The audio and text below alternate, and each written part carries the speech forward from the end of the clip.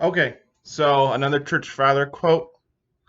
Let's see. This one is from Saint Gregory of Nyssa, or Nyssa, maybe Nicaea. Either one. Love is the bond of life, the mother of the poor and the teacher of the rich. It is the nurse of orphans, the attendant of the elderly, the treasure of the indigent, and the common port of all afflicted. So that speaks to me that he's talking about sacrifice. Sacrifice, which is a big deal, obviously in many religions, but very symbolic and representational in Christianity. Um, and we literally have the embodiment of full God and full man representing God's love for us in the most prominent figure of the Bible. Um, and not to go off on the politically correct stuff or the um, the how can I put this, the image degradation or the bending um, to one's will of the image of Christ or what people think that the church should be.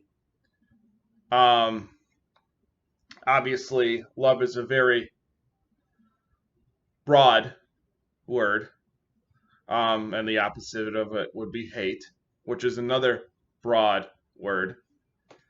Um, and that's what Christianity aims to do. And obviously, he said that this is a bond. It's a common bond that, as Christians, keeps us all together. But more importantly, people. It keeps people together and having that commonality between one another, and that's the transcendent spirit and the transcendent sacrifice for what Christ made on the cross. And in showing that humility, love is also, as we know, and as I'm sure we've probably all heard at weddings, First Corinthians, or Paul's letter to the Corinthians. I think it's first. Is it first? It might. I don't know. It might not be. Even though we all know that verse pretty well, and it's one of the more famous verses out of the Bible. Obviously, the church fathers held it to a high regard as the love for us through God.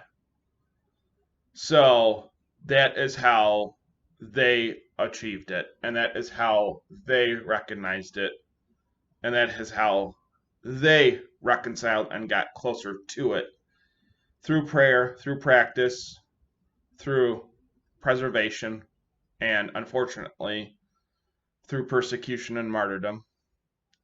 Um, but it's the bond that is a transcendent spirit within all of us. It's calling most of the time to all of us. It could call to all of us. You know, God gave us free will for a reason. Um, and that is one of those things where, in a way, we're punished for it, in a way, we're not. Um, and it's just recognizing those choices and those choices as being important. So, obviously, love and hate are very broad, but they're both choices that we can make through our own volition and through our own judgments and our own free will. So that is a very interesting quote, and it certainly does give way to a lot of depth and broadness. And that's definitely that's definitely a well, I mean, it would definitely be something of a supernatural treasure, of something that is God imparting his divine wisdom on us through his love for us.